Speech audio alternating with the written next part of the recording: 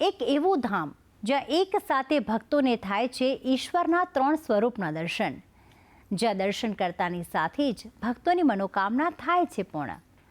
કચ્છના ભુજમાં સ્થાપિત સત્યનારાયણ ભગવાનનું ધામ ભક્તોની આસ્થાનું પ્રતીક બન્યું છે. અત્યંત રમણીય વાતાવરણની વચ્ચે અને હમીરસર તળાવના કાંઠે નિર્મિત આ ધામમાં સત્યનારાયણ ભગવાનની ખૂબ જ સુંદર અને અલૌકિક મૂર્તિના થાય છે દર્શન. તો આવો આજે પ્રભુ દર્શન માટે જઈએ ભુજ અને મેળવીએ સત્યનારાયણ દેવની કૃપા. નારાયણ એટલે ભગવાન વિષ્ણુ, જેને સત્યના અવતાર તરીકે માનવામાં આવે છે. ઈશ્વર સત્ય છે એ તો સૌ કોઈ જાણે છે, પરંતુ જે ઈશ્વરનું સ્વરૂપ મનુષ્યને સાચી રાહ બતાવે છે તે છે ભગવાન સત્યનારાયણ.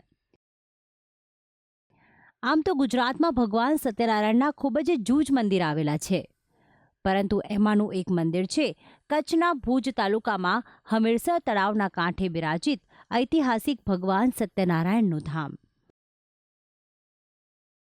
આ મંદિર એટલું સુંદર છે કે અહીં દર્શન કરવા આવનાર તમામ ભક્તો અભિભૂત થઈ જાય છે અને દર્શન કરતાની સાથે જ શાંતિનો કરે છે અનુભવ.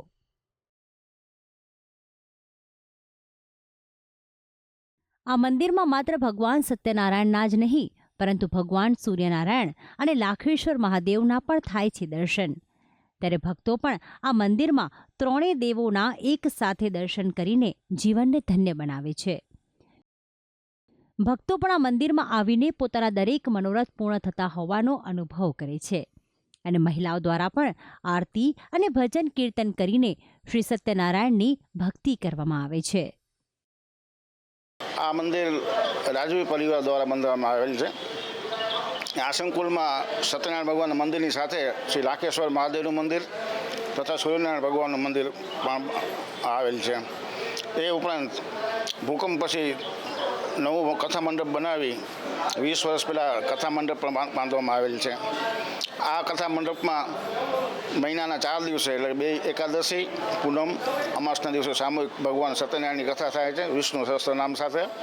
બહોળી સંખ્યામાં ભક્તો તેનો લાભ લે છે.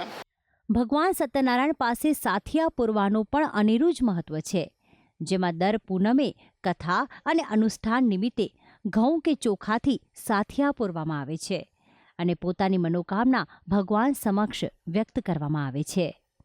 વર્ષોથી અમે સત્યનારાયણ ભગવાનની પૂજા કરીએ છીએ.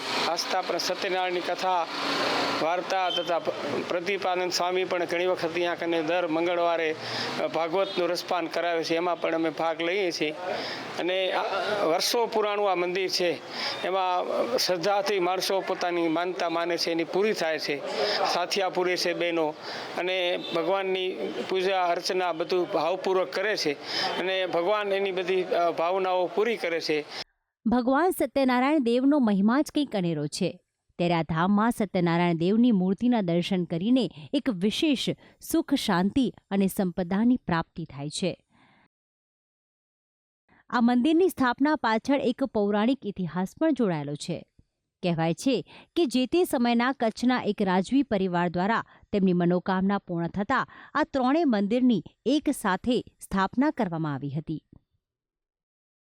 આ મંદિરમાં વૈષ્ણવ પરંપરા મુજબ દર સોમવારે તથા મહાશિવરાત્રિ, શ્રાવણ માસ, મકર સંક્રાંતિએ તથા દર 11 અને અમાસ પૂર્ણિમાના દિવસે શ્રી સત્યનારાયણ ભગવાનની કથા અને મહાપૂજાનું આયોજન સામૂહિક રીતે કરવામાં આવે છે. તો ખાસ કરીને સાતમ, આઠમ અને દિવાળીના તહેવારોમાં મંગળા આરતીનો લહાવો પણ ભક્તો અચૂક લેતા હોય છે.